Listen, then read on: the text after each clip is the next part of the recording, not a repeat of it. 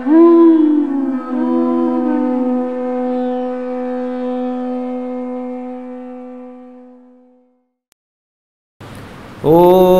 नमो भगवते वासुदेवाय।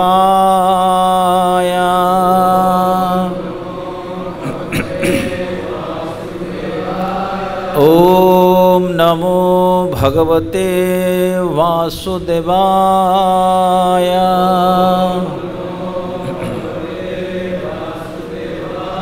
ओम नमो भगवते वासुदेवाय।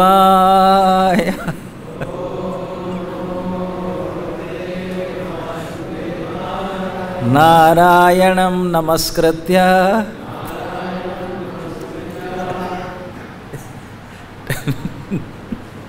नरं चैव नरोत्तमं देवीं सरस्वतीं व्यासं ततो जयमुदीरयेत्। मूकं करोति वाचालं पंगुं लंघयते गिरिं यत्कृपातमहं वन्दे परमानंदमाधवम्।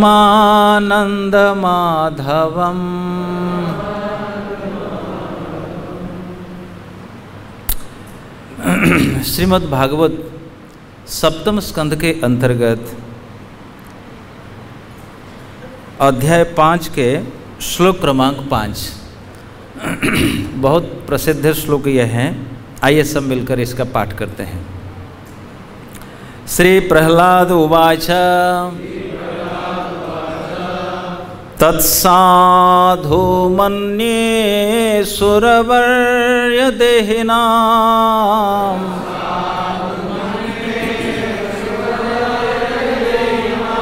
सदा समुद्विग्न धियामसद्ग्रहात्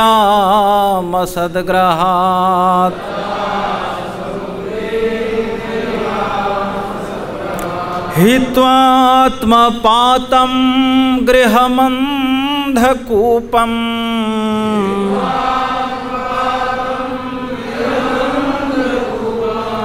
वनं गतो याधरिमाश्रयेत।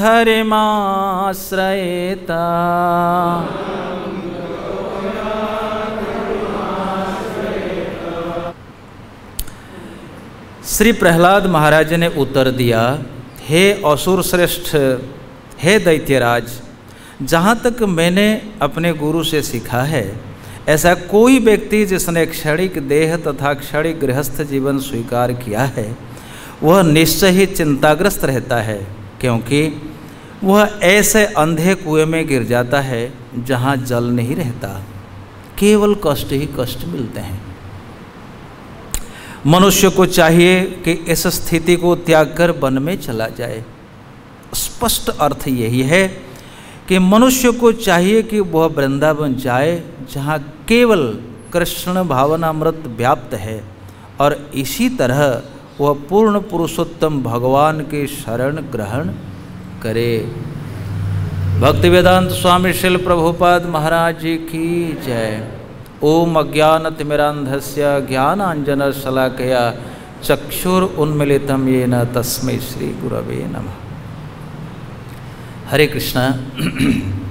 आए हुए सभी भक्तों का हम सादर स्वागत करते हैं इस भागवत कक्षा में, और विशेष रूप से हमारे वरिष्ठ एवं इस मंदिर के एक बहुत ही सम्मान्य आदरणीय सन्यासी परम पूज्य श्री भक्ति आश्रय वैष्णव स्वामी महाराज हमारे बीच में उपस्थित हुए हैं। विशेष रूप से हम उनका स्वागत करते हैं, सभी भक्तों का स्वागत करते हैं। और ये श्रवण महोत्सव में आप सबका उत्साह है, और इसके लिए सबसे पहले हम धर्मात्मा प्रभु का धन्यवाद करते हैं। वो आने वाले थे लेकिन अंग्रेजी कक्षा है शंकरधारी प्रभु जी की, इसलिए वहाँ रहना बहुत ही ज़रूरी है। उनका धन्यवाद करते हैं, आप सबका धन्यवाद है। और उन्होंने हमारी बात रखी, इसलिए और एक धन्यवाद हम देते हैं। कुछ दिन पहले जब ये श्लोक प्रारंभ हुआ, हमारे मन में महाराज जी खड़े थे, तो मैंने रिक्वेस्ट किया था धर्मात्मा प्रभु से कि प्रभु जी, कई बार भागवत में कुछ श्लोक होते हैं बहुत ज़्यादा अर्थ नहीं होता। जैसे किसी श्लोक में है हिरण्यकश्यप के 4 पुत्र थे, इसमें और क्या व्याख्या होगी? उसके लिए एक दिन और इसी श्लोक के दिन, इसी श्लोक के लिए एक दिन, ये बहुत अन्याय जैसा लगता है। सो मैंने निवेदन किया, उन्होंने हमारी बात रखी। प्रथम दिन परम पूज्य श्री वृंदावन चंद्र महाराज जी ने इस श्लोक पर व्याख्या दी थी। दूसरे सत्र में आपने श्रवण किया परम पूज्य श्री प्रबोधानंद स्वामी महाराज जी के द्वारा, और तृतीय सत्र आप सुन रहे हैं इस दास के द्वारा। और भविष्य के बारे में भी हम भविष्यवाणी करते हैं, काल भी आप इसी श्लोक पर सुनेंगे परम पूज्य श्री वैष्णव महाराज जी के द्वारा। और एक महाराज जी हैं श्री राधा रमण जी महाराज, अब वो देंगे कि नहीं देंगे इस बात पर अभी स्पष्टता नहीं है। तो सबका स्वागत करते हैं, और भागवत में खास करके प्रहलाद जी का भी स्वागत करते हैं।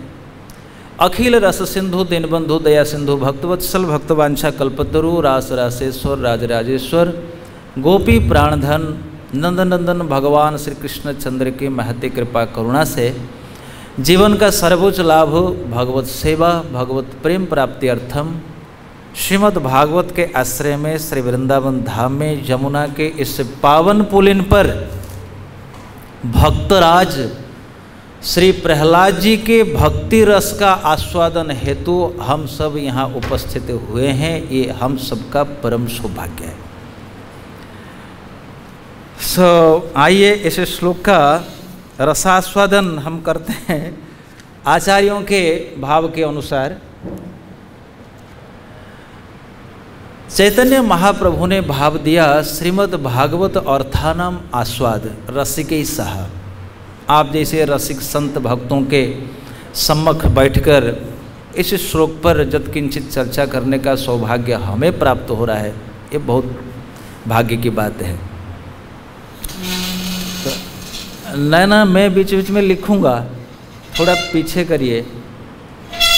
ख्याल में ये एक्चुअली बाएं तरफ होता तो ज़्यादा अच्छा रहता।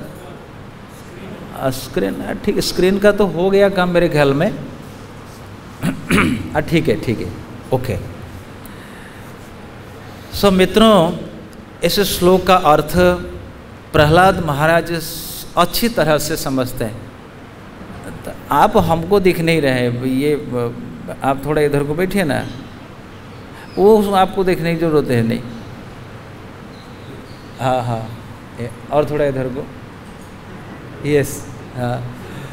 सब मित्रों, ऐसे श्लोक का तो असली अर्थ प्रहलाद जी जानते हैं। जय ग्रंथ करता सही यदि अर्थ करे, जो ग्रंथ लिखता है यदि वो अर्थ करता है तब वो अर्थ सबकी समझ में आता है। पर फिर भी जो आचार्यों ने उन भावों को दिया है, यदि हम उनके पद अनुसरण करते हुए उन अर्थों को आत्मसात करने के लिए प्रयास करते हैं तो लगभग अर्थ हमको पता हो जाता है। अर्थ क्या है? वाकई भागवत एक ऐसा महान ग्रंथ है, ये जीवन को सरस बनाता है। भागवत को लेकर के हम बीच बीच में अपने ही मन में पढ़ते हैं, आओ पीते हैं भागवत रस, जीवन होगा अति सरस। हम ही बीच बीच में अपने ही बना हुआ पद को भी पढ़ते हैं, आओ पीते हैं भागवत रस, जीवन होगा अति सरस। सो मित्रों, आइए आचार्यों के पद्धति से, परंपरा से हम लोग इसी श्लोक का अर्थ आस्वादन करने का प्रयास करेंगे। उस दिन हमने सुना था परम पूज्य वृंदावन दास महाराज जी का, बहुत अच्छा लगा, उनका धन्यवाद। उन्होंने जो कुछ छोड़ा है प्रबोधानंद महाराज जी, उनका धन्यवाद, उनका आशीर्वाद, इनका आशीर्वाद, आप सबका आशीर्वाद को पाथेय करते हुए हम आगे बढ़ने का प्रयास करेंगे। थोड़ी सी भूमिका बना देते हैं। इस कथा हो रही है दिल्ली में, है ना? इस कथा हो रही है दिल्ली में, और इस कथा की विशेषता है ये कथा हो रही है भगवान श्री कृष्ण के सम्मुख। बिल्कुल उस कथा मंडप में श्री कृष्ण सामने बैठे थे और वक्ता है श्री नारद जी, श्रोता है पांडवों के महान पांडव, ज्येष्ठ पांडव युधिष्ठिर महाराज, और भी अन्यान्य पांडवों के साथ अनेक राजर्षि महर्षि वहाँ उपस्थित थे। कितना ये महान उत्सव हुआ होगा दिल्ली की परंपरा में। वो कथा को कहते हैं श्री सुखदेव महाराज गंगा तट में। पहली कथा ये जमुना तट में दिल्ली में, दूसरी कथा हुई गंगा तट पर सुखताल में, और तीसरी कथा हुई धेनुमती के तट पर, गोमती के तट पर सुत सौनक, और चौथी अनेक कथा हो गई। और ये कथा ये दास आपके सामने बैठकर कर रहा है, ये भी जमुना के तट पर। सो कथा की ये परंपरा इस तरह से रही है। तो जो भी है, हम लोग 5वें अध्याय तक पहुंच चुके हैं। हिरण्यकशिपु एक दिन अपने पुत्र के पास आता है, अपने पुत्र को गोद में लेता है प्रहलाद। बेटा प्रहलाद, आप सही बताना, आपको कौन सी बात अच्छी लगती है? मन्यसे साधु यद भवान, मन्यते साधु यद भवान। देखिए हिरण्यकशिपु का संबोधन है अपने छोटे बालक को। छोटे बालक, बड़े बालक, कई भक्तों के मन में ये भाव हैं कि प्रहलाद जी बड़ा है, और कई भक्तों के मन में ये भाव है कि छोटा है। तो जो भी है, अच्छा छोटे बड़े दोनों हैं। मैंने कल बहुत सीरियसली ग्रंथ देखा, आप देखेंगे भागवत के 6ठ स्कंद के 18वां अध्याय, 18वें अध्याय का 13वां श्लोक है। उसमें प्रहलाद महाराज जी के परंपरा का वर्णन किया गया है। जंभ दानव वो अपनी पुत्री का विवाह, कयाधु का विवाह करा देती है हिरण्यकशिपु के साथ। उनके 4 पुत्र होते हैं, संह्लाद, प्राक, अनुह्लाद, ह्लाद, प्रह्लाद। वहाँ पर प्राक शब्द आया है। प्राक शब्द का अर्थ संस्कृत में होता है प्रथम, यानी कि प्रथम में सबने लिया है संह्लाद को। लेकिन एक आचार्य वीरराघवाचार्य, उन्होंने कहा कि नहीं, प्रहलाद जी प्रथम है। तो जो भी हो, इस झगड़े में नहीं जाते हैं, चाहे प्रथम। कुछ आचार्यों का तो स्पष्ट रूप से है। प्रहलाद, प्रभुपाद जी लिखते हैं कि भाई संह्लाद, अनुह्लाद, अल्लाद और प्रहलाद छोटे ले लिया, और वीरराघवाचार्य ने ले लिया बड़े, प्राक माने प्रथम। लेकिन और अनेक ग्रंथों में हमने देखा, टीकाओं में, सबने प्राक का अर्थ ले लिया प्रथम, और प्रथम में ले लिया संह्लाद को। और हमारे भागवत में लिखा हुआ, चक्रवर्ती ने लिखा है क्रम से संह्लाद, अनुह्लाद, आह्लाद, प्रहलाद और सिंहिका। तो चाहे छोटे लीजिए, बड़े लीजिए, बड़े लीजिए तब भी फायदा, छोटे लीजिए और फायदा है। बड़े ने ज्ञान दिया अच्छी बात है, छोटे ने ज्ञान दिया और अच्छी बात है। सो हिरण्यकशिपु ने पूछा, पुत्र प्रहलाद, आपको कौन सी बात अच्छी लगती है? भगवान, देखिए राजाशाही खानदान है, आप है, आपको कौन सी बात अच्छी लगती है? छोटे बालक को भी हिरण्यकशिपु आप कह करके संबोधन करते हैं। हम भक्त लोगों को इससे शिक्षा लेनी चाहिए। सब जानते हैं, कोई सामने कहे चाहे ना कहे, पीछे तो तू तकड़ सब करते हैं। भागवत हमारे समाज को सुधार करती है, ये हमारा अनुभव। प्रहलाद महाराज कहते हैं मन्य, मान्यता है। इस पर हम धीरे धीरे करके समझाएंगे। हमारा व्यक्तिगत अनुभव है, राजाशाही खानदान में बड़े लोगों में बड़े सम्मानपूर्वक वार्तालाप होता है, छोटे लोगों में बहुत तू तकड़ होता है। इसको बुरा मत मानिए, प्रैक्टिकल पर कभी कभी हम उतरते हैं। कई बार हमने देखा छोटे छोटे बहुत जूनियर भक्त भी पीछे कहते हैं, अरे पोंचो गौड़ा ने ऐसा किया है। ऐसा कहना ठीक नहीं है, उसने ऐसा किया है। तू तकड़ वाला जो काम है, ये बहुत ही नीचता का एक संकेत देता है। राजाशाही परिवार, बड़े परिवार में ऐसा नहीं होता, हमेशा सम्मान है। मैंने शिवाजी सीरियल देखा है, उनकी माँ जीजाबाई शिवाजी को आप कह करके संबोधन करती थी। इसलिए राजाशाही खानदान में हिरण्यकशिपु कहते हैं आप। समाज सुधार शास्त्री है भागवत, आपको कौन सी बात अच्छी लगती है? प्रहलाद महाराज भी उसी ढांचा में कहते हैं हे असुरवर्य, हे असुरवर्य माने दैत्यराज, पिता नहीं कहते हैं दैत्यराज। राजा को राजा कहना, दैत्यपति कहना, इसमें कोई बुराई नहीं है, बहुत ही अच्छा संबोधन है। हे असुरवर्य, देखो संबोधन है असुरवर्य। इस श्लोक का अन्वय हम लोग कर लेते हैं, हे असुरवर्य असद्ग्रहात् देहिनाम आत्मपातम अंधकूपम गृहम हित्वा वनम गतः सन हरिम आश्रयत तत्सधा साधु मन्ये। संस्कृत में अन्वय कहते हैं सजावट, कर्म है, कर्ता है, फिर क्रिया है। हे असुरवर्य, संबोधन क्या है? हे दैत्यराज, हे दानवराज, हे दैत्यपति, मैं मानता हूं। क्या मानते हो? सबसे पहले कहते हैं असद्ग्रहात्। आपने सुना होगा उस दिन वृंदावन चंद्र महाराज जी ने कहा, प्रभुपाद जी ने भी तात्पर्य में लिखा है।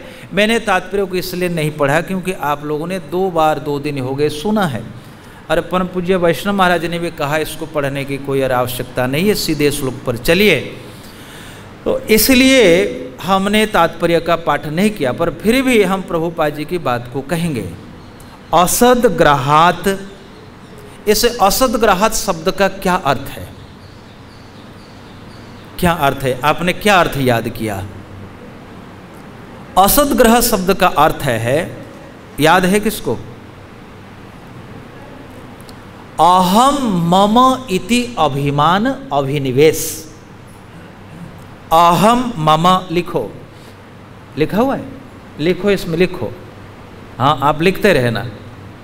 अहम मम अभिनिवेश, अहम माने मैं और मम माने मेरा, ये अभिनिवेश। अभिनिवेश माने बिल्कुल व्यक्ति उसमें डूब जाता है, अपने स्वरूप को बिल्कुल वो पहचानता नहीं है। मैं कौन हूँ? अपना नाम, अपना स्थान, अपना देश, रंगरूप, बस यही बताएंगे। शरीर की पहचान है अहम। शरीर संबंधी जो भी वस्तु हैं उसमें ममता है, अहम मम लिखो। अहम मम इति मिथ्या अभिनिवेश, ये साइड में लिखो। अहम मम इति मिथ्या अभिनिवेश, इसको लिखते रहना। मिथ्या अभिनिवेश, वाकई इसी को कहते हैं असद्ग्रह। सत क्या है? यदि हम असत जानेंगे तो सबसे पहले हमको जानना पड़ेगा कि सत क्या है। मित्रों, क्या है सत? सत माने जो हमेशा के लिए रहे, जो शाश्वत हो, जो चिरंतन रहे, उसको सत कहते हैं। इसलिए भगवान को कहते हैं सत। सत चित्त और आनंद, हमेशा रहने वाले। अहम एवं आसम अग्रे, इस सृष्टि के पहले मैं था, अभी हूँ और प्रलय होने के बाद भी मैं रहूँगा। इसलिए सत शब्द का अर्थ होता है जिन पर तीनों काल का कोई भी प्रभाव न चल सके, उसको सत कहते हैं। ध्यान देना, काल का प्रभाव जहाँ नहीं है, हमारे ऊपर काल का प्रभाव है। देखो, उम्र बढ़ जाती है, बाल काले से सफ़ेद हो जाते हैं, झुर्रियाँ पड़ जाती हैं, कमजोरी आती है, ये सब काल का प्रभाव है, ये असत का परिणाम है। लेकिन उसी असत अभिमान में हम पड़े हुए हैं। एकमात्र सत्य है भगवान श्री कृष्ण। तो सारे आचार्यों ने लिखा है, खास करके आचार्य श्रीधर लिखते हैं, अहम मम इति मिथ्या अभिनिवेश। इसको मिथ्या क्यों बोले? क्यों झूठ बोले? अभिनिवेश का अर्थ होता है डूब जाना, पर ये डूबना जो है ये झूठ है, ये मिथ्या है। क्यों मिथ्या है? क्या कारण है? क्योंकि इस संसार में हमारा कुछ नहीं है, ना हम कुछ लेके आए थे ना हम कुछ लेके जाएंगे। ये तो पक्की बात है। ये संसार जिसका है उसका था, है और रहेगा। भगवान ने कहा ये अष्ट प्रकृति मेरी है, भूमि रापो नलो वायु खंग मनो बुद्धिरेवच। लेकिन उनमें से 50 किलो 60 किलो 80 किलो को लेकर के हमने मान्यता दी कि मैं हूं। तो ये झूठ हुआ कि नहीं हुआ? हुई कि नहीं ये बात झूठ? इसलिए उसको अहम मिथ्या कहते हैं। इस संसार में जो मेरापन है ये बिल्कुल झूठे आधार पर है। ना ये शरीर रहेगा ना अभी है, ये पल पल में नाश को प्राप्त हो रहा है। इसलिए आचार्य जो कहते हैं मिथ्या अभिनिवेश, इनको ठीक से समझना चाहिए हमें। झूठ है, बिल्कुल बिल्कुल सरासर झूठ है। इसलिए जब मृत्यु होती है, एक संस्कृत शुद्ध भाषा में हम कहते हैं कि व्यक्ति पंचत्व को प्राप्त हो गया। पंचत्व माने जो भूमि आपो अनल वायु आकाश को लेकर के ये शरीर बना था और वो तत्व उसी तत्व में विलीन हो गया। जहाँ से आया था वहीं चला गया, सत्य है वो। इसलिए इनको असत कहते हैं। और दूसरी बात है, जब वस्तु ही असत्य है उसके लिए जो मेरापन करना वो भी असत्य है। कौन कहेगा ये धरती हमारी है? धरती इस बात को लेकर के हंसती है। अरे कितने राजा हुए, कितने महाराजा हुए, सबने कहा कि ये धरती मेरी है। श्रीमद् भागवत के 12वें स्कंद के 3 अध्याय में जो अध्याय है उसका नाम है भूमि गीतम। भूमि हंसती है, खिलखिला करके हंसती है। कथा इमांस्ते कथिता मह्यसाम बीताय लोकेषु जसाः परेयुषाम विज्ञान वैराग्य विवक्षया विभोर बचो विभूतिर न तो पारमर्थ्यम। केवल वैराग्य को बढ़ाने के लिए बात कही गई है। कितने राजा हुए, गए आए, दशरथ आए, पृथु आए, ना जाने अनेक अनेक लाखों राजा आए हैं, यवनासु आए, मांधाता आए, कितने कितने राजा आए और गए। सबने कहा ये धरती मेरी है, सबने कहा धरती मेरी है। पर ये धरती ना किसी की हुई ना किसी की होगी। असल में धरती किसकी है? किसकी है? बोलो। हाँ ना, ये धरती भगवान की पत्नी है। सुखदेव गोस्वामी ने स्तुति में लिखा है, श्रीय पतिर यज्ञ पतिर धरापति। भगवान इस श्री कृष्ण धरती के पति है। इसलिए तो उन्होंने दुर्योधन से कहा, दुर्योधन तू जो कहता है कि बिना युद्ध के मैं सुई की नोक भर की जमीन नहीं दूंगा, इसका अर्थ होता है ये सुई की नोक भर की जमीन तेरे लिए नहीं रहेगी। इसलिए दूसरे की पत्नी पर, दूसरे की जमीन जायदाद पर हक जताना ये कितने मिथ्या है, कितना झूठा है ये। इसलिए आचार्य श्रीधर कहते हैं मिथ्या अभिनिवेश। दूसरी बात, एक आचार्य कहते हैं हम इसको दूसरे प्रकार से मिथ्या कह सकते हैं। कैसे? हमारा स्वरूप है सत्य। क्यों स्वरूप है सत्य? क्योंकि ईश्वर के हम अंश हैं। ईश्वर अंश जीव अविनाशी, तो जीव का एक स्वरूप है सत्य। लिखिए, जीव का स्वरूप है सत्य, जीव का स्वरूप है नित्य, जीव का स्वरूप है चेतन, जीव का स्वरूप है आनंद। आप जीव लिखिए और हाइपेन देकर के लिखिए नित्य, चेतन और तीसरे नंबर में लिखिए आनंद। ये बात पक्की है। क्यों? क्योंकि भगवान श्री कृष्ण है नित्य, सत्य, चित्त और आनंद। उन्हीं के अंश होने के कारण ममई वांश जीवलोके, जीव का स्वरूप भी है सत्य, चित्त और आनंद। लेकिन एक आचार्य कहते हैं कितने मजे की बात है, विपरीतो अनित्य देहे असत तस्मिन जो ग्रह जो अवग्रह अभिनिवेश तस्मात् अनात्मनि आत्मभ्रमात्, इससे आत्मभ्रम पैदा हो गया। दोबारा इसको समझिए, वो कहते हैं नित्य स्वरूप जीवे विपरीत अनित्य देह, बिल्कुल विपरीत भाव दिखाई दे रहा है। जीव है सत्य और उसका विपरीत भाव हो गया असत्य अनित्य। आपने लिखा, आपने क्या लिखा? जीव को मिथ्या लिखा क्या आप? हैं? नहीं, मिथ्या नहीं, जीव मान नित्य। हाँ, हो नित्य। हाँ, साइड हो जाइए। नित्य जीव का एक लक्षण है, नित्य हमेशा रहने वाला। जीव मरता है क्या? नहीं मरेगा। कैसे पता चला? भगवान श्री कृष्ण ने कहा देहि नित्यम अबोधयम, जीव की हत्या नहीं की जा सकती। जीव कभी मर नहीं सकता, पानी उसको डुबा नहीं सकता, आग उसे जला नहीं सकती, इत्यादि इत्यादि इत्यादि। और भगवान का अंश है, चूंकि भगवान में 3 विशेषण है, सत्य चित्त और आनंद, तो जीव भी वही है। नित्य माने सत्य, और चित्त माने चेतन, माने सब कुछ जानने वाला, और आनंद है।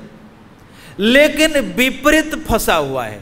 जो ये शरीर मिला है ये अनित्य, उसके विपरीत में लिखिए शरीर। शरीर के संपूर्ण विपरीत बात लिख लीजिए, अनित्य, अचित और निरानंद।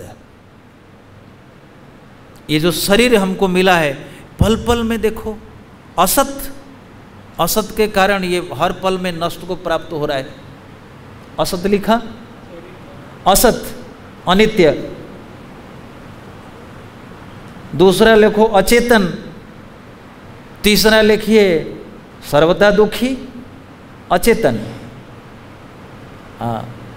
दुखी, निरानंद। हाँ ठीक है, उतना चल जाएगा। दुखी, ये विपरीत हुआ कि नहीं? चेतन का अचेतन, नित्य का अनित्य, जो सदा आनंदमय है और सदैव दुखी है। ये है कि नहीं है? ये सबका अनुभव है, लेकिन ये हमारे लिए भ्रम है, ये सही नहीं है। इसको कहते हैं विवर्तवाद। जीव में जो आत्मबुद्धि है ये विवर्त है, संसार में विवर्त नहीं है। संसार तो परिणामवाद है, दुनिया भगवान से उत्पन्न हुई है, ये परिणाम है।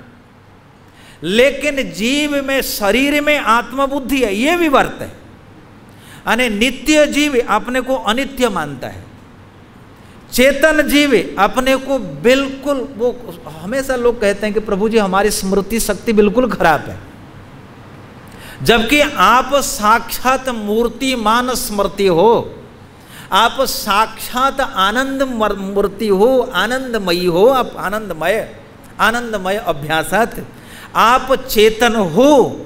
लेकिन विपरीत भाव हो गया, किस लिए? असत शरीर मिथ्या अभिनिवेश।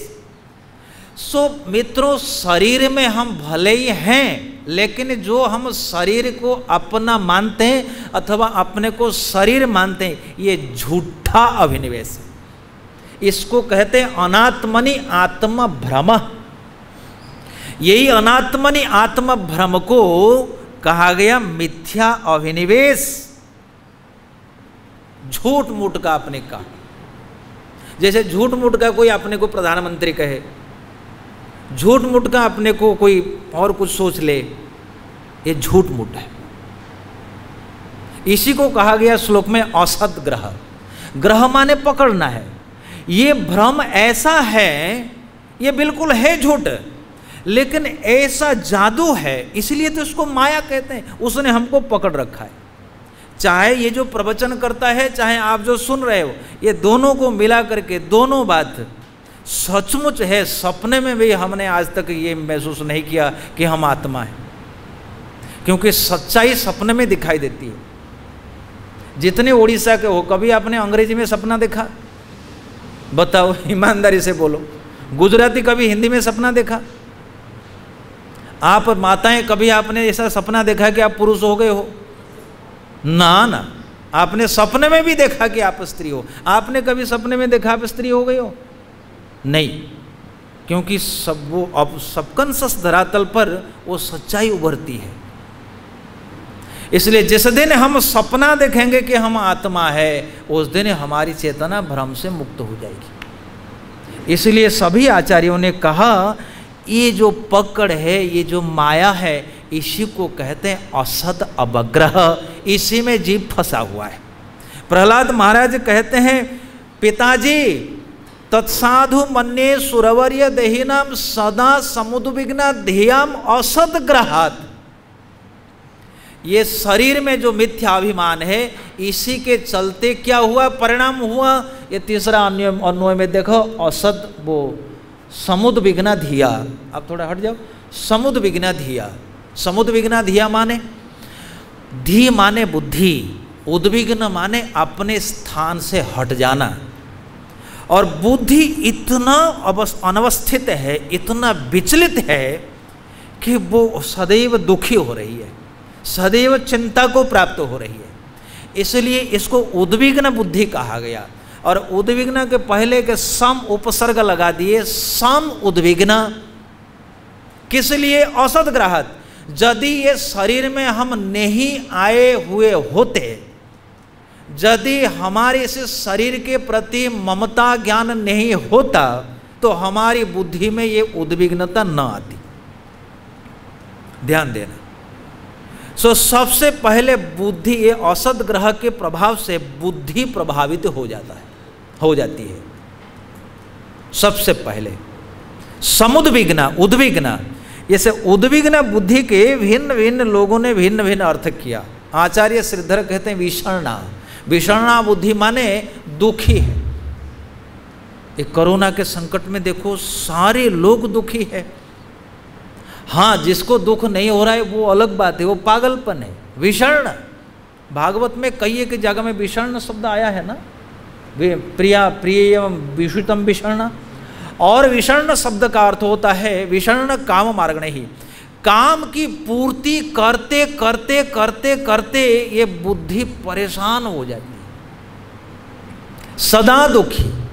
सदा दुखी रहती है ये बुद्धि, कभी ये सुख को प्राप्त नहीं करती। रूप गोस्वामी ने तो एक श्लोक रच लिया, कामादीनां कति न कति धा पालिता दुर्निर्देशा तेषां मयि न जाता करुणा न त्रपानोपशान्ति अथ एतान उत्सृज्य साम्प्रतं लब्ध बुद्धि त्वम् आयात शरणम अभयम माम नियुक्ष आत्मदास्ये। चैतन्य चरितामृत में मध्य लीला अध्याय 23 में लिखा हुआ है, 23 या 22। ये काम, ये क्रोध, लोभ, मोह, मद, मात्सर्य ऐसे शत्रु हैं, ये हमारी बुद्धि को ऐसे कब्जा करके बैठे हुए हैं, हमेशा आज्ञा पालन करवाते हैं, ये करो वो करो। कामादीनाम कतिना कतिना पालिता दुर्निर्देशा। इनके दुर्निर्देश को पालन करते करते जवानी बीत गई, बालपन बीता, वृद्ध हो गए, फिर भी इनकी दया हम पर नहीं हुई। सोचो, कोई मालिक तुमसे बड़ी मेहनत कराए और तुमको मजदूरी ना दे और तुमको पिटाई करे, क्या तुम सुखी होंगे? सुखी हो जाएंगे मित्र? नहीं हो, कोई नहीं होगा। पर ये काम, क्रोध, लोभ, मोह ऐसे मालिक है, काम तो करवाते हैं, अपनी इच्छा की पूर्ति करवाते हैं, आदेशों का पालन करवाते हैं, लेकिन उसके बाद न त्रपानोपशांति, ना शांति है, ना इतने बार ये अपने आदेश को पालन करवाते करवाते इनको ना लज्जा आई, ना ये थके ना हम थके। हम थके कि हम थक के बैठते भी है, फिर भी हमको थकने नहीं देते, काम करवाते, कोड़े बरसाते हैं। इसलिए श्रीधर स्वामी ने लिया विषण्ण, विषण्णाधि। अनेक व्याख्या हो सकती है, पर शॉर्टकट से हम करना चाहते, विषण्णाधि। और एक आचार्य ने लिया अनवस्थिता। अनवस्थिता माने बुद्धि जहाँ होने से आनंद मिलेगा वहाँ से बुद्धि हटी। कहाँ आनंद मिलेगा? जिस समय बुद्धि भगवान में केंद्रित होती है उस समय परमानंद। देखो मित्रों, ये एक विज्ञान है, ये एक गणित है। भागवत हमारे लिए सर्व कुछ है, मानता हूं मैं। जैसे प्रहलाद जी कहते हैं मन्ये, मेरे लिए भागवत गणित है, मेरे लिए भागवत विज्ञान है, मेरे लिए भागवत साहित्य है, मेरे लिए भागवत वो जीवन का आधार है। आओ पीते हैं भागवत रस, जीवन होगा सदा सरस। सो अनवस्थिता, परीक्षित महाराज जी को सुखदेव गोस्वामी कहते सम्यक व्यवसितो बुद्धि तव राजर्षि सत्तम। हे राजर्षि, आपकी बुद्धि सही जगह पे है, आपकी बुद्धि ठीक ठीक जगह में है। और भगवान ने गीता में भी कहा है व्यवसायत्म का बुद्धि रेके ह कुरुनंदन। हे कुरुनंदन, बुद्धि को ठीक एक जगह में रखो, कृष्ण में ही रखो, तब तुमको शांति मिलेगी। और काम कामी उनको शांति नहीं मिलेगी। ये भगवत गीता में श्लोक भरे पड़े हुए हैं। इसलिए मित्रों, बुद्धि तब शांति को प्राप्त होगी जब अपने मालिक के पास रहेगी। बुद्धि का पति भी कौन है? धियाम पति। बुद्धि के मालिक है भगवान श्री कृष्ण। इसलिए भीष्म देव ने सही कार्य किया। जीवन रहते रहते उन्होंने अपने बुद्धि, अपनी बेटी का विवाह कृष्ण से करा दिया। होना तो चाहिए यही है कि हम अपनी बुद्धि का ब्याह भगवान श्री कृष्ण से करा दे, लेकिन बुद्धि से ब्याह हम खुद कर बैठे, पुरंजन बन बैठे हम, और पुरंजनी बुद्धि हमारी पत्नी हो गई। दुख नहीं मिलेगा? तो पुरंजन को तुम जब पति बनाओगे तो पुरंजन तो मरेगा, असत्य है वो। अभिज्ञात को यदि आप पति बनाते तो अभिज्ञात तो आपके साथ हमेशा रहने वाला। इसलिए ये दुख स्थिति पैदा हो गई। अनवस्थिता बुद्धि, ठीक ठीक जगह में बुद्धि नहीं रही। और टेक्निकल गणित की भाषा में निद्रा, जो निद्रा में परम शांति है, निद्रा किसका लक्षण है? कौन जानता है? निद्रा बुद्धि का लक्षण है। जैसे विचार बुद्धि का लक्षण है, निद्रा जो सिम्टम है ये बुद्धि का लक्षण है। तृतीय स्कंध अध्याय 26, the symptom of intelligence is deep sleep. तो डीप स्लीप में, गंभीर निद्रा में जब बुद्धि तमगुण में विलय को प्राप्त हो जाती है तब वो वाह बढ़िया मजा आया, क्या शांति है। तो यदि तमगुण में बुद्धि विलीन होकर के परम शांति को दिला सकती है, जब वो बुद्धि सच्चिदानंद घन श्री कृष्ण में विलय को प्राप्त हो जाएगी तो कितनी शांति नहीं मिलेगी। एक बात। दूसरी बात है, नारद जी कहते हैं यदि वेदव्यास तुम श्री कृष्ण के लीला चरित्र गुणों के अतिरिक्त कुछ भी वर्णन करोगे, तुम्हारी बुद्धि उसी प्रकार डामाडोल होगी जैसे आंधी तूफान से नैया डोलती है। अध्याय 5 भागवत प्रथम स्कंद अध्याय 5। बाता हत नौ रिवास पदम। अच्छा, कभी अपने नौका में बैठे हो? बैठे हो कई लोग, हाथ उठाओ। कभी आंधी आई है? हम उड़ीसा प्रांत के हैं, नदी में बैठे और आंधी का मुलाकात भी किए। उस आंधी तूफान में यदि व्यक्ति एकदम बाढ़ से पूरा फुल रिवर है, नदी है, उसमें बैठा है, आप देखना उसकी धकधकी क्या होती होगी। जिसने नौका में नहीं बैठा उसकी बात तो छोड़िए, आंधी तूफान से ग्रस्त नौका जब वो हवा के झोंके से डोलती है और सामने आप देखोगे 2-4 गिर भी गए, मर भी गए, कौन ऐसा व्यक्ति है जिनकी बुद्धि स्थिर हो जाए? बताओ। जैसे भव नौका पर हम बैठे हुए हैं, रोज रोज वहां व्यक्ति गिरता चला जाता है। जयानंद प्रभु चले गए, इसी नौका पे तो बैठे थे। वो वृंदावन विहारी चले गए, इसी नौका पे तो बैठे थे। कई लोग चले गए, उसी नौका पे हम बैठे हुए हैं। किसकी बुद्धि स्थिर होगी? हाँ, बुद्धि स्थिर होगी बेवकूफों की, जो बिल्कुल मूर्ख है। आपने देखा कभी राजमार्ग पर जानवर सोते हैं? कभी कभार गाय भैंस नहीं सोते।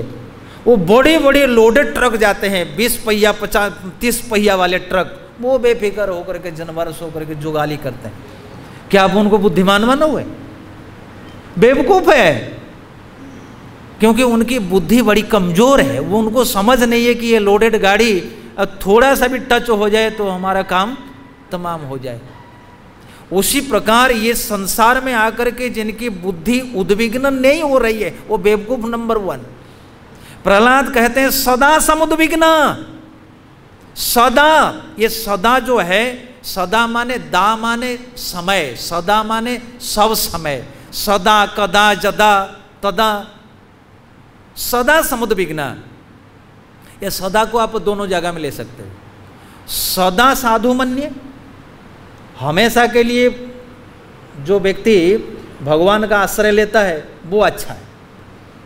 साधु माने कल्याणकारी, साधु माने मैं अच्छा मानता हूँ, वो कल्याणकारी मैं मानता हूँ जिनकी बुद्धि सदा भगवत आश्रित है। एक अर्थ ये ले सकते हैं। दूसरा सदा का प्रयोग आप कर सकते हैं उद्विग्न, बुद्धि के पहले विशेषण ले सकते हैं सदा समुद्विग्न। अच्छा बताइए, जिनकी बुद्धि सदैव उद्विग्नता में रहेगी क्या वो हंस सकता है? हंसेगा वो कभी नहीं हंसेगा। लेकिन हम पनीर खाकर कैसे हंसते हैं।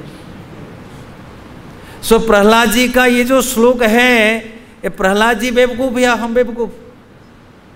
बताओ। प्रहलाद जी कहते हैं सदा समुद्विग्न। सदा माने एक पल के लिए भी बुद्धि स्थिर नहीं रहती। प्रभुपाद जी ने 6 मिनट का लेक्चर दिया है, बोला बच्चे से लेकर के बूढ़े तक सदा समुद्विग्न। बालकों का उद्विग्न किया है।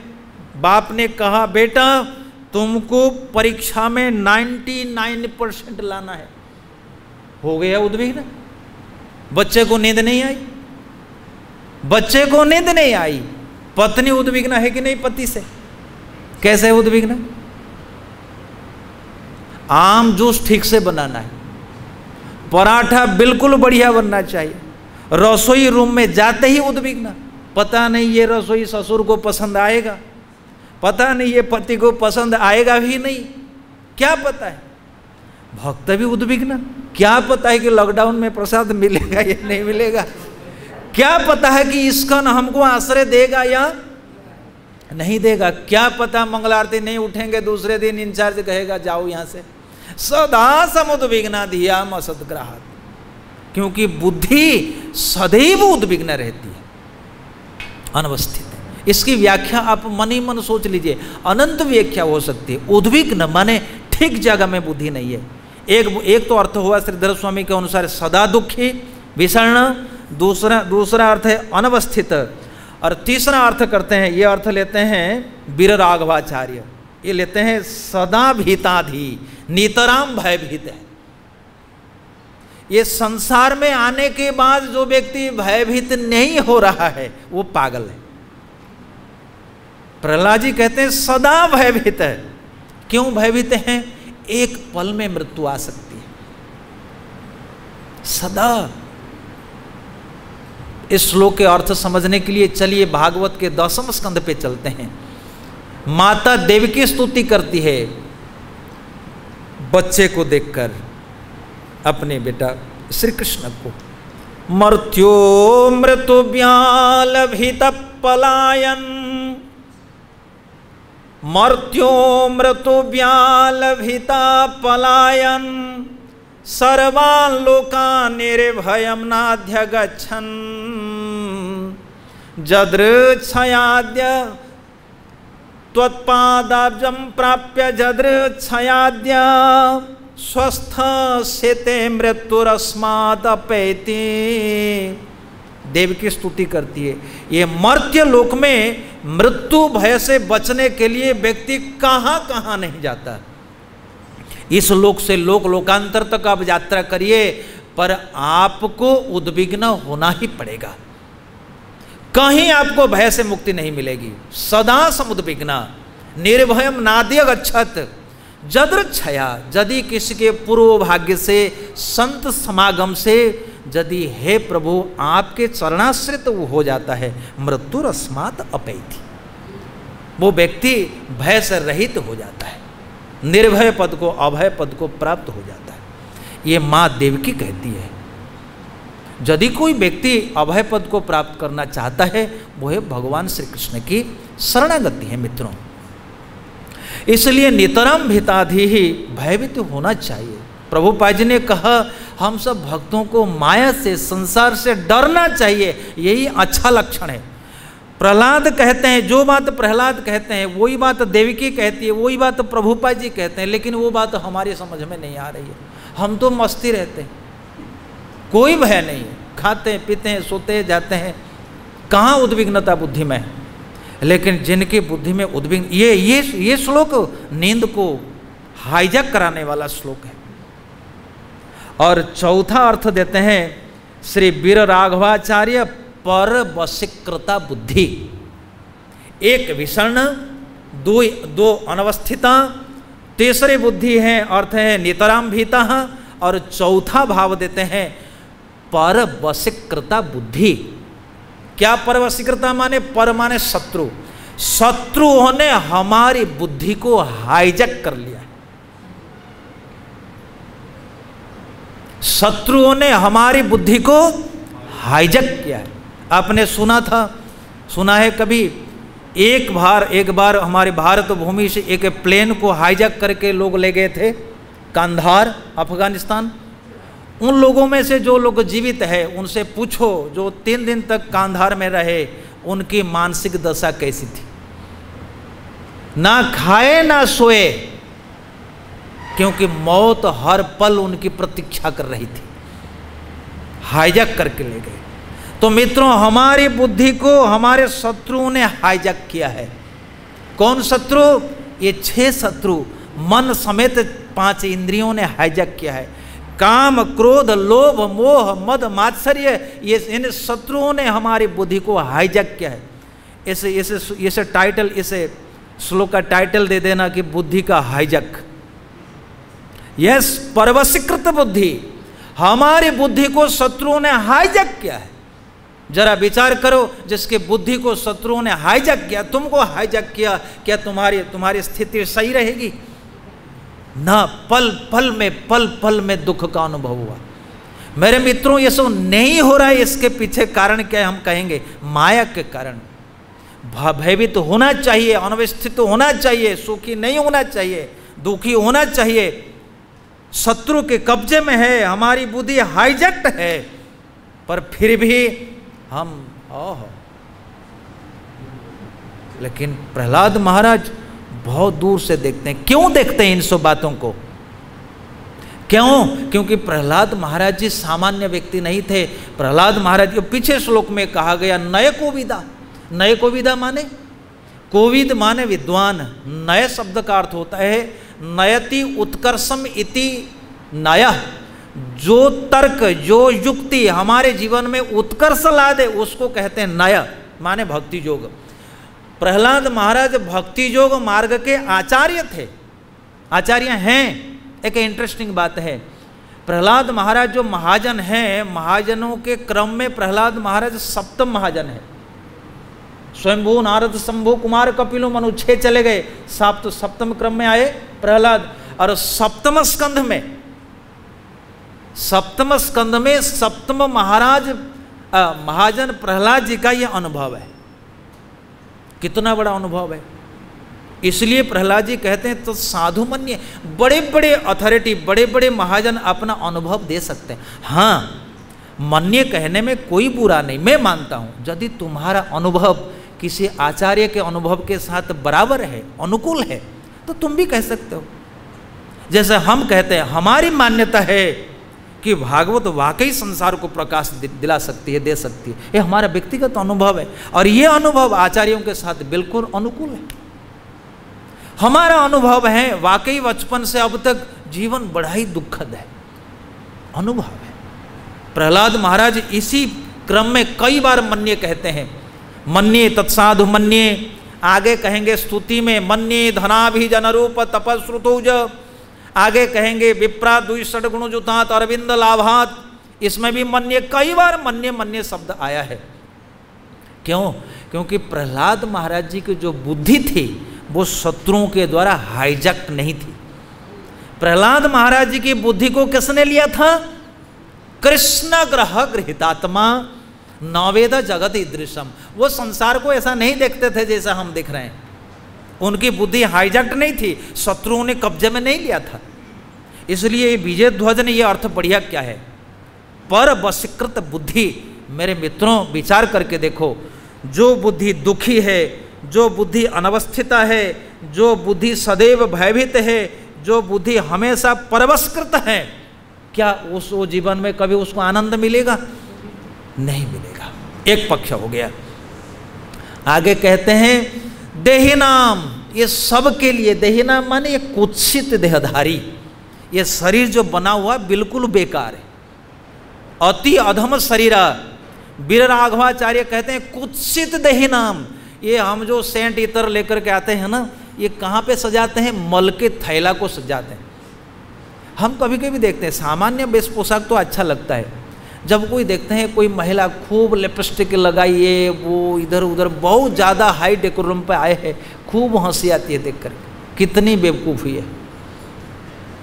उसको समझ नहीं है ये कि मलमूत्र का ये थैला है, उसको इतना समझाना, इतना सजाना, जिसके थोड़ा सा ऊँट को ऐसे भीतर करो, इसमें केवल बदबू ही बदबू है, उसको क्या इतना सजाना है?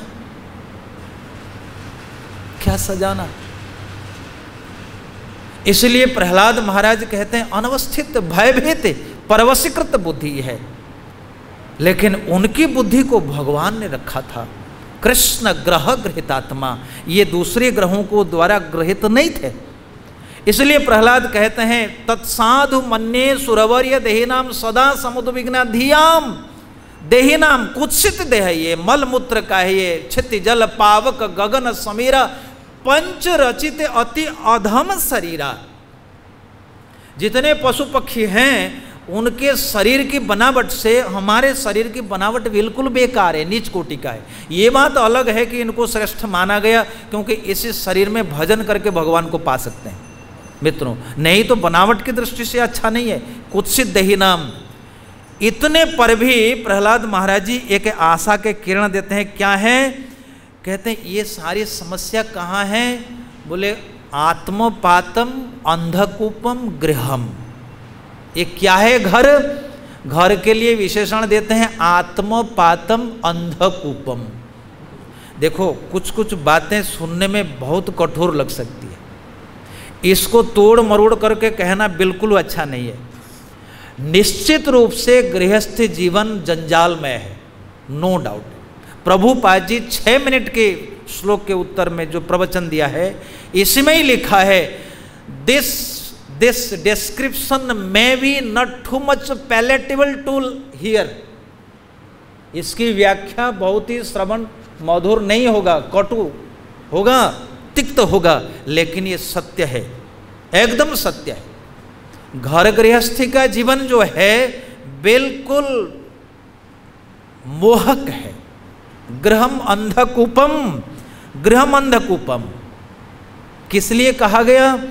आचार्य श्रीधर कहते हैं अंधकूप तुल्यम। सबको देखो, तुलना जब भी होती है ना एक अंश में है। अंधा कुआं आपने सुना, जिसकी व्याख्या हो गई है उसकी व्याख्या हम नहीं करेंगे। वृंदावन महाराज ने किया था कि जल शून्य कुआं है, जिसमें कुआं है, पानी नहीं है, सुख नहीं है। और जैसे विषयों से, जैसे घास से ढका हुआ होता है कुआं जंगल में, तो उसी को अंधा कुआं कहते हैं। जहाँ सुख नहीं है पर विषयों का एक आकर्षण है, हरी हरी घासों का आकर्षण, उसको अंधा कुआं कहते हैं। पर श्रीधर स्वामी कहते हैं मोहावहम। कितना विशाल अर्थ ये कहते हैं। ये अंधा कुआं का अर्थ करते हैं मोहावहम, माने मोह को वहन करने वाला ये यंत्र है। ये संसार में संन्यास वानप्रस्थ ब्रह्मचारी आश्रम में उतना मोह नहीं है जितना मोह गृहस्थी में। अंधकूपम, महाभयानक। ये मोह क्या है? मोह शब्द का क्या अर्थ है? मोह को वहन करने वाला क्या है? मोह क्या होगा महाराज? कुछ होगा मोह का अर्थ? मोह का अर्थ होगा फालतू की आसक्ति। मोह का अर्थ होता है कर्तव्य अकर्तव्य ज्ञान शून्यता, उसी को मोह कहेंगे। उदाहरण के रूप में आप एक मैजिस्ट्रेट हो, आपके बेटे ने चोरी करिए अथवा मर्डर नहीं, आप गृहस्थ नहीं हो, मैं उदाहरण के रूप में कह रहा हूँ। आप मान लीजिए कि मैजिस्ट्रेट हो, आप विवाहित हो, आपका एक बालक है लेकिन बिल्कुल नालायक है, उसने कुछ गलत काम किया पर उनका न्याय के अनुसार मृत्यु दंड होता है, परंतु आप चूंकि मैजिस्ट्रेट हो, आपने अपने पुत्र का पक्ष लेकर के आपने मृत्यु से उनको बरी कर दी, तो क्या कहा जाएगा? है ना महाराज, कहा जाएगा ना कि पुत्र मोह, पुत्र मोह कहा जाएगा। तो मोह शब्द का अर्थ होता है अनावश्यक आसक्ति के कारण कर्तव्य अकर्तव्य ज्ञान की जो शून्यता है उसी का नाम है मोह। अब लिखो मोह, मोह का अर्थ होता है ज्ञान शून्यता। किम कर्तव्यम किम अकर्तव्यम, क्या करना है क्या नहीं करना है वो नहीं जानना, उसी दशा का नाम है मोह। घर गृहस्थी को कहा गया मोहावहम, माने हर एक के गृहस्थी के सामने क्या कर्तव्य क्या अकर्तव्य ये ज्ञान पक्का पक्का नहीं है। क्यों क्यों नहीं है? क्यों नहीं है माता बताओ? हाँ सुनते नहीं है। किसकी सुनते हैं? बोलो नाय, अरे छाती में हाथ ठोक करके कहो मेरी सुनते हैं। हाँ सब बोलो नई नई, अच्छा नया नया ब्याह किसका हुआ है? कोई है इधर? हाँ नए नए ब्याह में देखो पत्नी की मंत्रणा कितनी मीठी लगती है। प्रहलाद महाराज कहते हैं कथम प्रियाया अनुकंपिताया संगम रहस्यम रुचिरंस मंत्रान श्रोत्सुच स्नेह शीतम शिशूनाम कलाक्षराणाम अनुरक्त चित्तः। 6 अध्याय में, आगे का 6 अध्याय में पढ़ेंगे। क्यों नहीं मोह खत्म होता? सबसे पहले मोह उत्पन्न करने वाला अथवा मोह उत्पन्न करने वाली कौन है? हाँ चलो आपको बहुत बहुत धन्यवाद, आपने बिल्कुल सही बता दिया। मोह उत्पन्न करने की जो मशीन है, जो जड़ है, वो है पत्नी। कथम प्रियाया अनुकंपिताया, 3 चीज मोह है उनकी। क्या है? प्रहलाद कहते हैं नंबर 1 संगम रहस्यम। 1 संगम रहस्य लिखो, तुम बैठना नहीं, संगम रहस्यम मिटा दो। संगम रहस्यम माने एकांतवास, एकांतवास माने पति पत्नी का संभोग। कौन वीर पुरुष है पत्नी का समागम का त्याग कर देगा? अरे हिटलर ही नहीं छोड़ पाया, नेपोलियन बोनापार्ट नहीं छोड़ा, कौन छोड़ेगा? नंबर 1 स्त्री संगम, संगम रहस्यम। दूसरा ओह पत्नी के अपनी प्रियतमा का एकांत सानिध्य। दूसरा है मीठी मीठी मंत्रणा। हा कान में जब फुस फास करके कहती है वो गुरु मंत्र से भी ज़्यादा प्रभावी होती है, बहुत ज़्यादा प्रभावी है।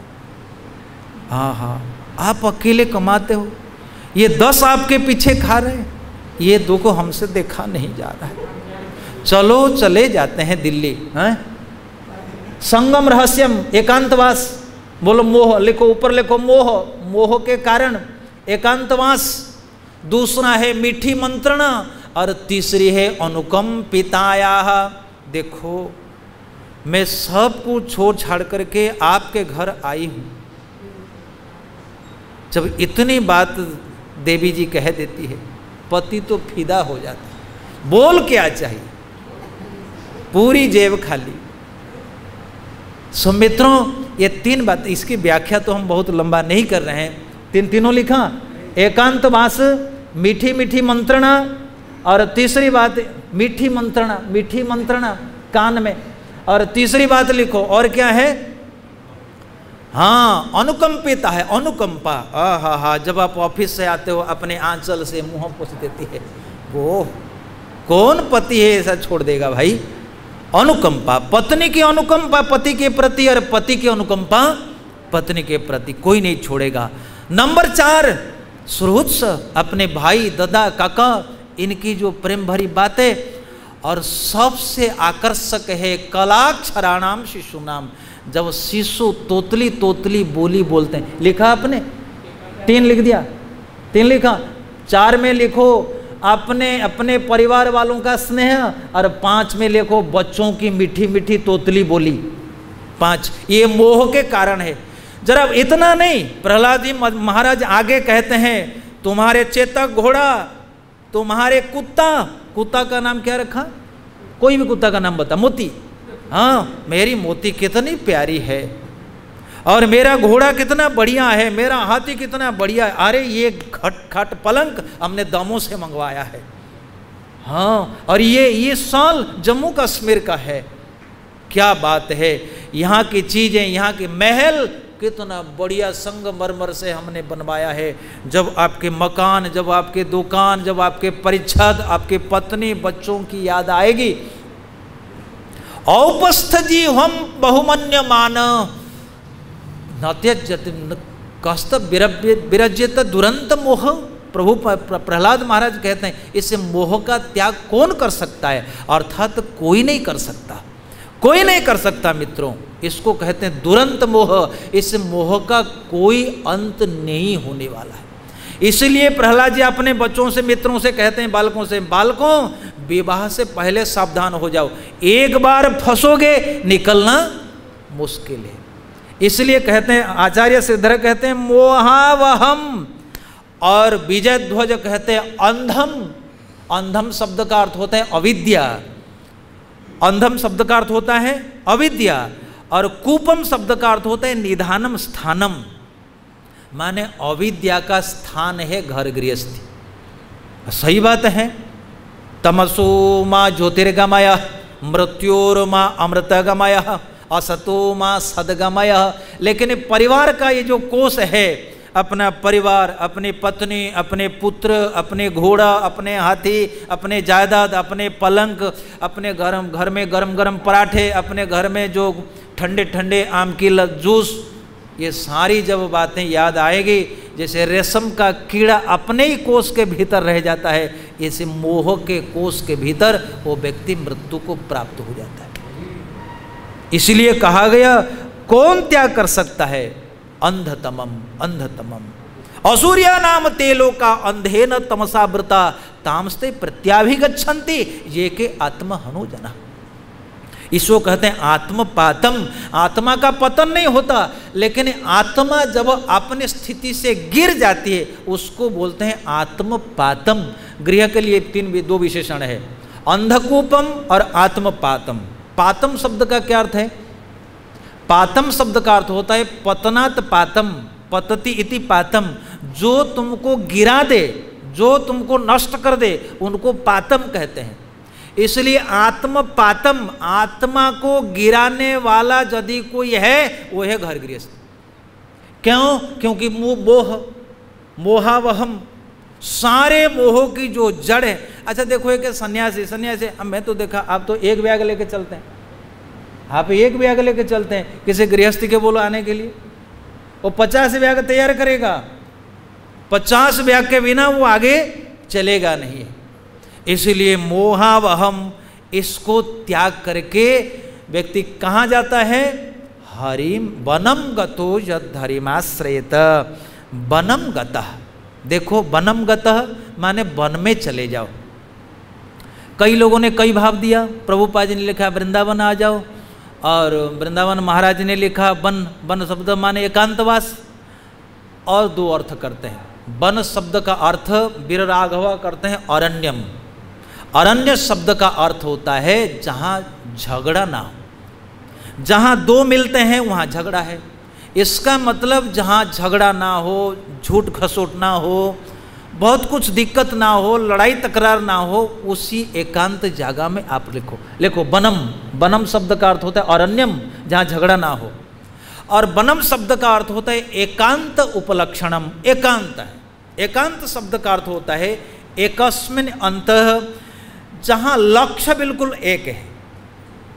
हम 10 लोग मान लीजिए है, एक लक्ष्य पर जा रहे हैं, वहाँ झगड़े वगड़े कुछ नहीं।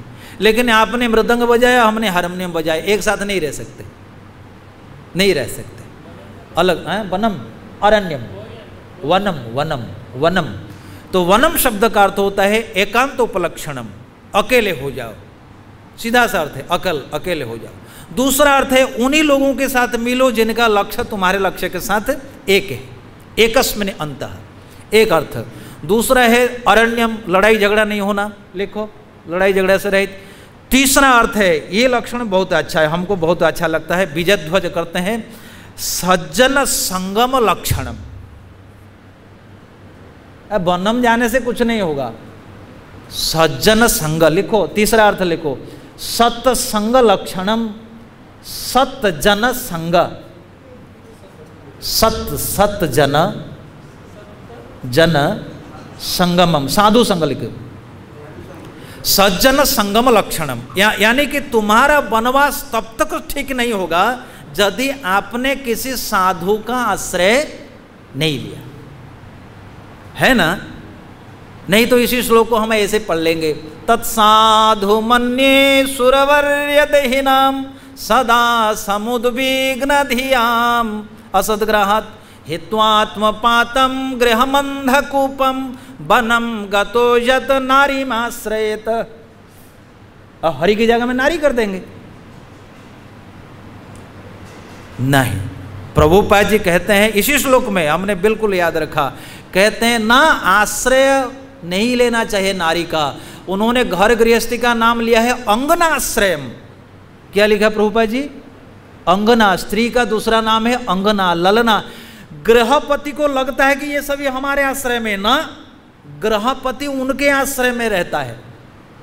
कपड़ा कौन धोती है? पत्नी धोती है। पराठे कौन बनाती है? पत्नी बनाती है। घर की देखभाल कौन करती है? पत्नी करती है। इसलिए उनका नाम है अंगनाश्रय, अंगनाश्रय। सो व्यक्ति को चाहिए कि वो अंगनाश्रय का परित्याग करके वन में चला जाए। वन में जाकर के क्या करे? धूनी पिए, नारी प्राप्त यहाँ शादी करे? नहीं, क्या करे? सत्जन संगम आश्रयम, सज्जन संग करे। मेरे ख्याल में श्रीमद् उपदेशामृत का 8वां नंबर श्लोक कैसा है? जल्दी जल्दी बोलो। अरे मेरे भाई,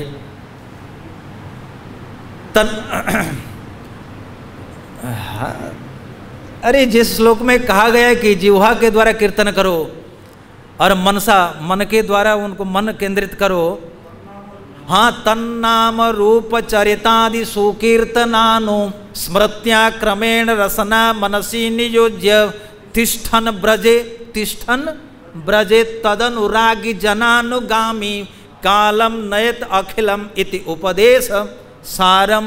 यानी कि वृंदावन आने के बाद यदि सतजन आश्रय नहीं है, वो वनवास नहीं है। आपने महल बनाया, आपने शादी किया, आपने बहुत भोग किया, तुम्हारा वनवास बेकार हो गया। तो वनवास शब्द का अर्थ होता है क्षणमेय सज्जन संगति रेखा भवती भवार्णवे तरणे नौका। सो वनवास के 3 अर्थ है, एकांतवास, और दूसरा अर्थ होता है जहाँ लड़ाई झगड़ा ना हो, और तीसरा महत्वपूर्ण अर्थ होता है सज्जन संगम लक्षणम। यही लक्षण है। अने स्थाने स्थिता श्रुतिगताम तनुवांग मनोभीर। वनवास करो लेकिन सत के साथ, साधु भक्तों के साथ। इसका तो ये सब जो हम व्याख्या नहीं कर रहे हैं, ये महाराज कल करेंगे। ये सब व्याख्या हम छोड़ रहे हैं, क्योंकि सज्जन संगम के बिना क्या होगा, उसका परिणाम ये सब होगा। अच्छा, हरि में आश्रयत, किसका आश्रय लेना चाहिए? अंगना आश्रय छोड़ करके हरि में आश्रय। क्यों हरि में आश्रय? हरि लिखो, आश्रित बंध हरम। वीर राघव करते हैं, आश्रित व्यक्ति के बंधन को जो हरण करता है वो है हरि। अरे भाई, तुम आश्रित बंध हरम, आश्रित बंध माने बंधन, हरम। जो हरि अपने आश्रित माने जो आश्रय लेने वाले व्यक्ति के बंधन को काट दे। छुड़ा दो मेरे भी जग के फंदे, ओ गज के फंदे छुड़ाने वाले, कृपा करो हम पर श्याम सुंदर, हे भक्त वत्सल कहने वाले। छुड़ा दो हमें हमारे जग के फंदे, ये हमारा फंदा भी काट दो। इसलिए प्रहलाद महाराज कहते हैं कि हरि का आश्रय करना चाहिए। क्यों कहते हैं? क्योंकि नय को विदा, बुद्धिमान थे, वो जानते थे कि इस संसार में बंधन को काटने की ताकत हरि के सिवा किसी की नहीं है। ये प्रहलाद महाराज जी का अनुभव है, इसलिए वो मानते हैं आश्रित बंध हरम। क्या करेंगे हरि, ये जहां जहां हम छोड़ते हैं ये सब समझाएंगे। आश्रित बंध हरम, किसका बंधन काटा समझाएंगे। बंधन काटते हैं, आश्रित बंध हरम। अच्छा, आश्रित, आश्रित, आश्रित शब्द का क्या अर्थ है? आहा, कितना बढ़िया। आश्रित शब्द का अर्थ होता है भजते। भजते माने भजन करे। आपने जो सुना कि वहाँ देवकी कहती है स्वस्थ से ते, माने सो जाता है। आश्रय शब्द का अर्थ होता है आ, लिखो आ धन श्रेय, आ लिखा प्लस श्रेय, ये श्रेय माने सोना। जैसे देवकी ने कहा यदि कोई व्यक्ति भगवान के चरण में आ जाता है वो सो जाता है। सोना माने, सोना शब्द का अर्थ होता है चिंता से मुक्त हो जाता है, बेफिक्र हो जाता है। आस मत सोवत पांव पसारो, काहू के बल भजन को काहू को आचार, व्यास भरोसे कुमारी को सोवत पांव पसार। सोवत पांव माने कि सो जाना नहीं, अने चिंता रहित हो जाना। तो भगवान का भजन करना, आश्रय लेना। आ शब्द का अर्थ होता है काय, मनो और वाक्य। लिखो दूसरे लाइन में लिखो आ लेकर के हाई पेन दे के लिखो काया, मनो और वाक्य। कभी कभी वृंदावन में या हरि चरणों में या संत के पास हम शरीर को तो दे देते हैं, वाणी को तो दे देते हैं, लेकिन मन को, बुद्धि को नहीं देते। मित्रों, वो आश्रय तुमको कोई लाभ देने वाला है नहीं। भले ही तुम खटिया में सो जाओ, लेकिन जब तक तुम्हारी बुद्धि नहीं सोएगी तुमको निद्रा का आनंद नहीं आएगा, छटपटाओगे, ज्यादा पीड़ा होगी। इसलिए मित्रों, बुद्धि का समर्पण ही असली समर्पण है। इसलिए शास्त्रकारों ने कहा भजते शब्द का अर्थ होता है आश्रयते, माने भगवान का भजन करे। और एक आचार्य कहते हैं वीरराघव उपादेय तत्व तत् अनुष्ठान संक्षेपः। क्या कहते हैं? बोले इस श्लोक में 2-3 बातें कही गई है। लिखो इसको, सब मिटा के लिखो फटाफट। 3 बातें हैं। क्या है? हेय और उपादेय, क्या करना चाहिए और क्या छोड़ना चाहिए। ध्यान देना, लिखो फटाफट लिखो। हेय, चलो ये आपके ऊपर भगवान की कृपा हो जाएगी, क्योंकि अपने ये आपकी धोती नहीं थी क्या? अरे मैंने सोचा, मैं बहुत खुश हो गया, मैं कहा ममता छूट गई। लिखो हेय, हेय, और दूसरे में लिखो उपादेय। है माने त्याज्य, छोड़ना चाहिए, उपादेय माने ग्रहण करना चाहिए। तो वीरराघवाचार्य कहते हैं इसी श्लोक में उपादेय तत्व अनुष्ठानम। ये जो हरि आश्रय लिखा हुआ है, आश्रय शब्द का अर्थ होता है उपादेय तत्व का अनुष्ठान करना। उपादेय माने जो हमारे हितकारी है उसका अनुष्ठान, माने हरि आश्रय का अनुष्ठान करना। क्या लिखा है? और उपादेय, तो उपादेय में लिखो हरि भजन का अनुष्ठान, हरि भजन अनुष्ठान। और है में लिखो त्याग। है क्या है? छोड़ना है। तो इस श्लोक में बारीकी से देखो, इसमें 2 बातें हैं। क्या करना चाहिए? त्यक्त्वा, त्यक्त्वा माने छोड़ो। इस श्लोक में कुल मिलाकर यदि हम संक्षेप में समझाएंगे 3 बातें हैं। त्यक्त्वा, गतो और आश्रयत। ये 3 शब्द लिखो, यहाँ लिखो त्यक्त्वा, गतो और आश्रयत। त्यक्त्वा माने अंधकूप गृहम त्यक्त्वा, छोड़ो, है। यानी भजन मार्ग में ये छोड़ना चाहिए, ये है। यदि तुमको डायबिटीज है, तुमको मीठा छोड़ना पड़ेगा, है। त्यक्त्वा लिखा, त्यक्त्वा, त्यक्त्वा, खाली त्यक्त्वा। दूसरा है गतो, कहाँ जाना है? छोड़ करके कहाँ जाना है? वनम। गतो ये उपादेय में आएगा। है में केवल होगा त्यक्त्वा और उपादेय में होगा गतो। गतो माने जाओ, वृंदावन जाओ, माने सज्जन के पास जाओ, साधु के पास जाओ। और आश्रयत, उपादेय माने हरि का आश्रय ग्रहण करो। 3 क्रिया हैं। हत्वा, गतो और आश्रयत। इसमें दो उपादेय हैं, एक है। छोड़ो घर गृहस्थी और ग्रहण करो, वन में जाओ, साधु के पास जाओ और हरि भजन का अनुष्ठान शिक्षा करो। इसको मैं साधु मानता हूँ। साधु माने अच्छा मानता हूँ। क्यों मानते हो भाई? नय कोविद। क्यों मानते हो महाजन?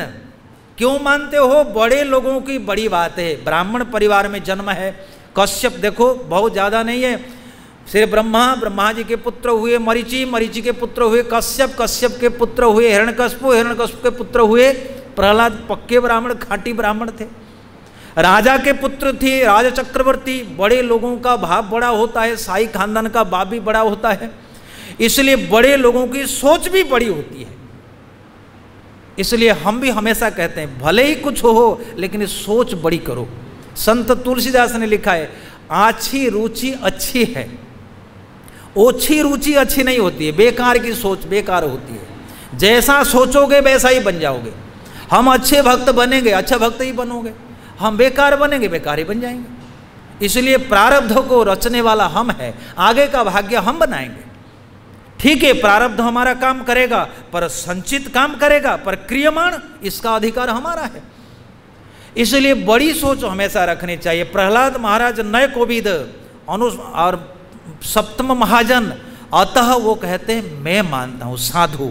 क्यों साधु मानते हैं? नंबर 1 लिखो, क्योंकि हरि के अतिरिक्त माया बंधन को काटने की क्षमता किसी में नहीं है। नंबर 1 लिखो, एक नंबर 1, यो मामैव प्रपद्यन्ते माया मेताम तरंती थे। इसीलिए साधु प्रहलाद ऐसे बेफिजुल का मत व्यक्त नहीं कर रहे हैं, बिल्कुल गणित और विज्ञान के आधार पर कह रहे हैं। क्यों कह रहे हैं? क्योंकि जो ये द्वितीय अभिनिवेश है, जो असद अवग्रह है, इसके पीछे कारण क्या है? इसके पीछे कारण है माया। आपने नहीं किया। भयम तो द्वितीय अभिनिवेश स्यात्, इसमें लिखो द्वितीयात वही भय। यहाँ लिखिए कि भय के कारण है द्वितीय अभिनिवेश, यहाँ लिखिए। हाँ, भय का कारण द्वितीय अभिनिवेश। द्वितीय अभिनिवेश माने जैसे आप अपने पति से तो नहीं डरती, लेकिन आप दुश्मन से डरते हैं। तो पति को अपना मानती है पर दुश्मन को पराया मानती है। जहाँ नंबर 2 आया, दूसरा व्यक्तित्व आया, वहाँ पर भय पैदा होगा। सो भय का कारण है ईश्वर को छोड़ करके अपने स्वातंत्र्यत्व को जाहिर कर देना। जैसे मैं हूँ, आपने स्वतंत्रता का जाहिर कर दिया तो सेकंड पर्सन आ जाएगा। तो जहाँ स्वातंत्र्य है वहाँ भी कहेगा मैं भी स्वतंत्र हूँ, तो दोनों में टकराहट आ जाएगी और भय उत्पन्न हो जाएगा। This is the science. So Prahlad Maharaj कहते हैं स्वतंत्रता का जो अभिमान है वो हरि शरणागत के बिना नहीं जाएगा। इसलिए कहा गया भयम द्वितीयाभिनिवेशतः स्यात् ईशात अपेतस्य विपर्जय स्मृति तन्मायया तो बुद्ध आवहजतम भक्ते का एशम गुरुदेव तात्मा। ये श्लोक कहते हैं कवि जी महाराज। लिखा आपने? क्या लिखा? भय का कारण है द्वितीय अभिनिवेश। इसलिए प्रहलाद महाराज कहते हैं तत्साधु मन्ये। हे मित्रों, ये मेरी मान्यता है और सारे आचार्य इस बात को मानेंगे, इस बात को मानेंगे। और पिताजी आप भी यदि इस बात को मान लेते हैं ना, भविष्य में आप भी असुरवर्य कहलाएंगे। इसलिए असुरवर्य कहते हैं, यानी असुरों में श्रेष्ठ। मेरे मित्रों, आज भी दैत्य खानदान में भजन ही हो रहा है। आज भी असुर परिवार में बड़े बड़े भजन करने वाले हैं। कहाँ भजन हो रहा है? सूतल लोक में। क्या आप सोचते हो बलि महाराज जी जहाँ शासन कर रहे हैं वहाँ कोई भी हरि के अगेंस्ट नहीं होगा? अरे जिनके द्वारपाल बने हुए हैं हरि, वहाँ सब भजन करने वाले। बलि महाराज, प्रहलाद महाराज, विरोचन जी जहाँ सूतल लोक में विराजमान जिस लोक में शासन कर रहे हैं, सारे भजन कर रहे हैं। हरे कृष्ण कृष्ण कृष्ण हरे हरे, हरे राम राम राम हरे हरे। इसलिए भगवान ने कहा दैत्यानाम प्रहलाद चास्मी, असुरवर्य।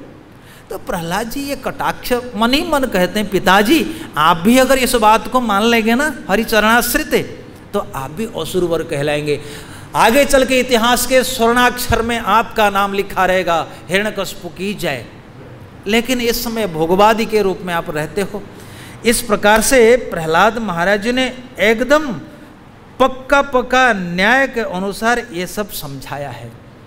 क्योंकि शरीर दुखद है, मसन्नपि क्लेशदास देह, शरीर के चलते द्वितीयाभिनिवेशतः नूनम प्रमत्तः कुरुते विकर्म जदिन्द्रिय प्रत्यय अपृणोति न साधु मन्ये जतात्मनो अयम मसन्नपि क्लेशदास देह।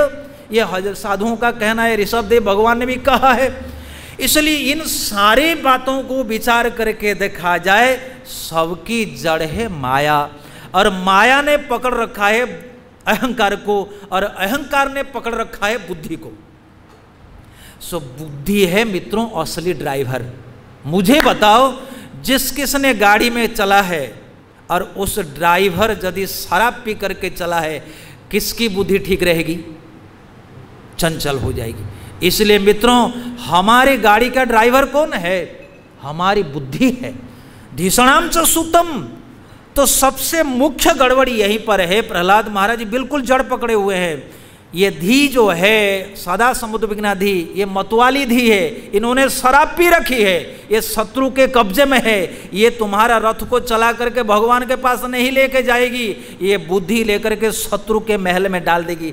ये भारत में विमान नहीं रखेगी, ये कंधार पहुंचा देगी। इसलिए उद्विग्न बुद्धि हो रही है।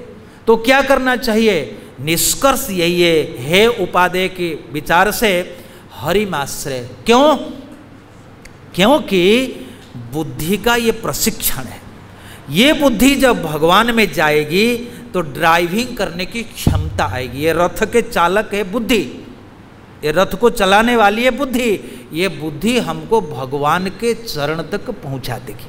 प्रहलादी महाराज यही कहते हैं, सदा तुम उद्विग्न रहते हो, तो ये उद्विग्न संसार को छोड़ दो, अंधकूप को तुम छोड़ दो, ये मोह को लाने वाला जो घर गृहस्थी, इसको बहुत ज़्यादा तब्ज मत दो, लेकिन इसके साथ साथ सज्जन संग जाकर के भगवान का भजन करो। वो तुम्हारी माया की डोरी को काट देंगे, वो अविद्या ग्रंथि को छिन्न करेंगे, बुद्धि तुम्हारी संस्कारी हो जाएगी और वो ड्राइविंग करके भगवान के चरणों तक पहुंचा देगी।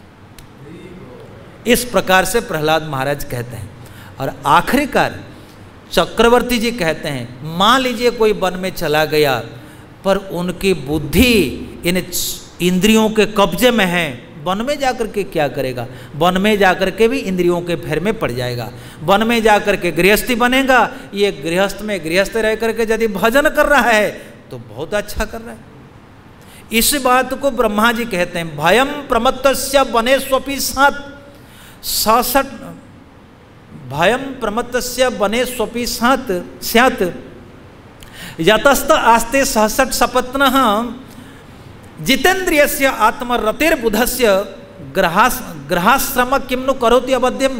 प्रियव्रत महाराज जी से ब्रह्मा जी कहते हैं, प्रियव्रत तुम घर गृहस्थी स्वीकार करो। अच्छा ये विचार करो, यदि तुम्हारी इंद्रियों पर तुम्हारा नियंत्रण नहीं है, तुम वन में चले भी जाते हो, वहाँ भी गृहस्थ बनोगे। और यदि आप घर गृहस्थ में रह करके अपनी इंद्रियों पर विजय पाते हो तो ये भी तुम्हारे वन के समान परम भजन के अनुकूल होगा। इसलिए ये एक सुंदर सिद्धांत है। आप इसमें मन को मलिन मत करिए। कई बार कहा जाएगा कि भाई घर गृहस्थ की निंदा, हाँ निश्चित रूप से घर गृहस्थ की निंदा, लेकिन भागवत एक समुचित समाधान देती है। घर गृहस्थ में रहो चाहे वन में जाओ, मुख्य है ड्राइवर माने बुद्धि, रथ के चालक। उनको लेकर के इंद्रियों पर यदि आप घर गृहस्थ में रह करके विजय पा लेते हो, वो तुम्हारे लिए अनुकूल है, हरि आश्रय है। यदि वन में जाकर के इंद्रियों पर नियंत्रण नहीं है तो वो रथ को लेकर के एक्सीडेंट दुर्घटनाग्रस्त करा ही देंगे। इसलिए इस श्लोक एक क्रांतिकारी श्लोक है। ये है उपादेय तत्व को निरूपण करने वाला श्लोक है, बुद्धि को शिक्षा देने वाला श्लोक है। और इसी श्लोक का जितना हम मनन चिंतन करेंगे उतना उतना हमारा जीवन सुमार्जित और सुपथगामी होकर हरिचरण को प्राप्त करेगा। ये हमारा अनुभव है, मन्य, ये हमारी उपलब्धि है। हरे कृष्ण कृष्ण कृष्ण हरे हरे, हरे राम राम राम हरे हरे। मैंने जितने आचार्य थे लगभग सबका मैंने स्पर्श किया है। बाकी जो बात हमने छोड़ दी व्याख्या बहुत लंबे समय तक नहीं किया, ये व्याख्या हम छोड़ते हैं परम पूज्य श्री भक्ति आश्रय महाराज जी के ऊपर। वो हरि आश्रय कैसे है उसकी व्याख्या करेंगे। आप सबको बहुत बहुत धन्यवाद। हरे कृष्णा। जगतगुरु श्री प्रभुपाद महाराज की जय। कल आएंगे हरे कृष्णा।